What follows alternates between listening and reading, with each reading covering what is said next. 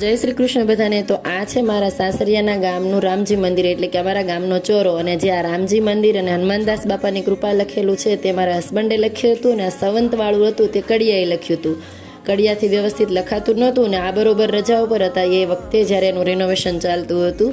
તો આર્મી બેનને બોલાવી ગયા હતા ને તેમના હાથથી લખ્યું હતું, તો હું પ્રાઉડ લઈ રહી હતી કે વાહ સરસ લખ્યું છે એમ। પછી રાતે વાળુમાં તો દેશી કાઠિયાવાડી સરસ મજાના રોટલાનું ભોજન હતું, અને પછી સાંજે જે જીવડાનો અને કપાસનો ખેલ ચાલુ થયો હતો, આખી રાત આ ખેલ ચાલુ રહ્યો એમ માની શકાય, કારણ કે એટલો કપાસ અને કપાસના જીવડા કયો કે કપાસના કણ કયો એ શરીર ઉપર તો બતાતા નહોતા, પરંતુ શરીર ઉપર આવા નિશાન છોડી જતા હતા, અને એટલી બધી ખંજવાળ આવતી હતી।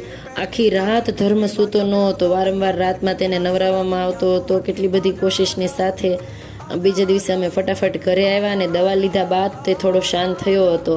અને રંઘોળા અમે દવા લેવા આવ્યા ત્યારે થોડું એની તબિયત સારી હતી, એટલે મારી જાનમાં પણ જાન આવી। અને રંઘોળા આવીને જોયું ત્યાં તો માસીના ઘરે બટેટાની વેફર પાડવાનું કામ ચાલતું હતું, અને આ કામ માટે સ્પેશિયલ કારીગરોને બોલાવવામાં આવ્યા હતા। ગામે ગામથી કારીગરો આવ્યા હતા માત્ર ને માત્ર બટેટાની વેફર પાડવા માટે। અને આ કારીગરો એટલા બધા મોંઘા છે કે તેમની ડેટ પણ આપણને મળતી નથી। માંડ માંડ આ કારીગરોને ઝડપી લેવામાં આવ્યા હતા, ને ત્યારબાદ બટેટાની વેફર પાડવાનો પ્રોગ્રામ ચાલુ કરી દેવામાં આવ્યો હતો, કારણ કે આ કારીગરો જ એટલા બધા મોંઘા છે તો એ ઝડપમાં આવતા નથી। તો જો તમારે કોઈને પણ બટેટાની વેફર પાડવાની હોય તો અત્યારથી જ આ કારીગરો પાસે તારીખ લખાવી લેવી, કારણ કે પાછળથી તેઓ પાસે તારીખ હોતી નથી। અને સૌથી નાના બે કારીગર આપસમાં જ બટેટાની વેફર પૂરી કરી જવાના હોય એવું લાગતું હતું, કારણ કે તેઓ કોમ્પ્રોમાઇઝ કરવા માટે તો બિલકુલ રેડી નહોતા, માત્ર ને માત્ર બટેટાની વેફર ઉપર તેમનું ધ્યાન હતું।